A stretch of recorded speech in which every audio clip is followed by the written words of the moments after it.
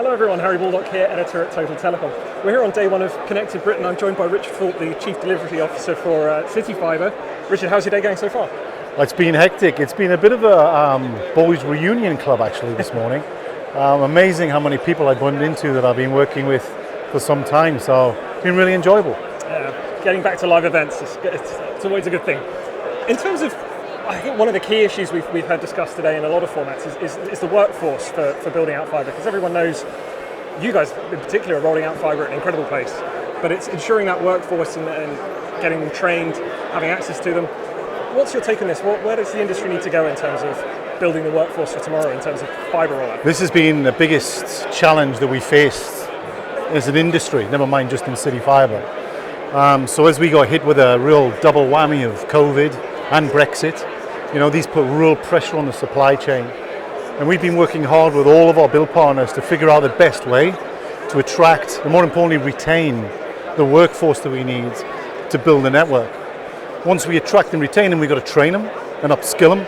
And again, that puts even more importance on keeping the churn rate down and ensuring that we retain this workforce on the network build itself.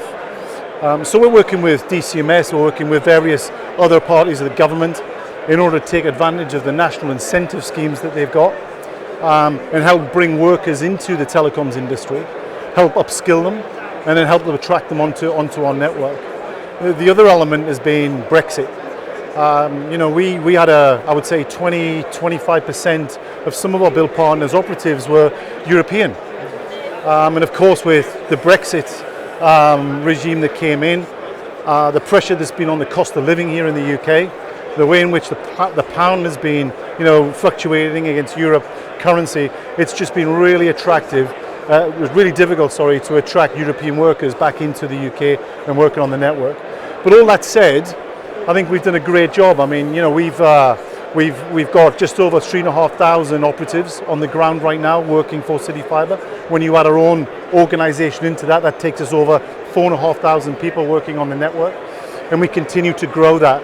So what we're going to do is we're going to have a mixture of, subcontractor and contractor labour, as well as developing our own pipeline. Because I think, the one way in which we as an industry are going to break the back of this is to develop a direct labour force in some way, shape or form. So that's what we're kind of focused on right now. And of course, you guys have just passed 2 million homes, is that correct? Yeah, as of yesterday, we just smashed through that 2 million barrier with 8 million in sight. So it's been a huge achievement by everybody in the organisation, and particularly all of our build partners. Because without them, we just couldn't have achieved this. So it's a massive milestone for us all, and one worthy of celebration. And it's not just about going fast, is it? It's about doing it the right way and doing it in a way that's compliant and has good quality. How do you kind of ensure that when you're going as fast as you are with fibre rollout? Yeah, this is the dilemma that we have. We have a constant balance between productivity, between health and safety, and between quality.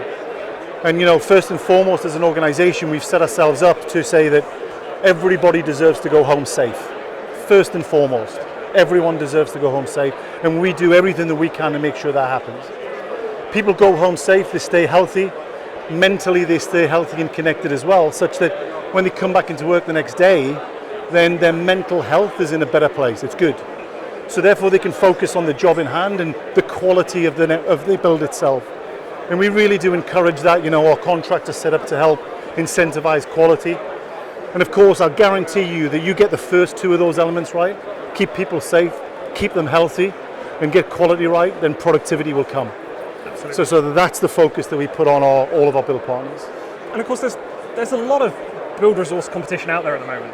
How do you really drive these construction companies to work with you guys? What separates you from, say, Openreach? Well, we like to think of ourselves as the client of choice, right?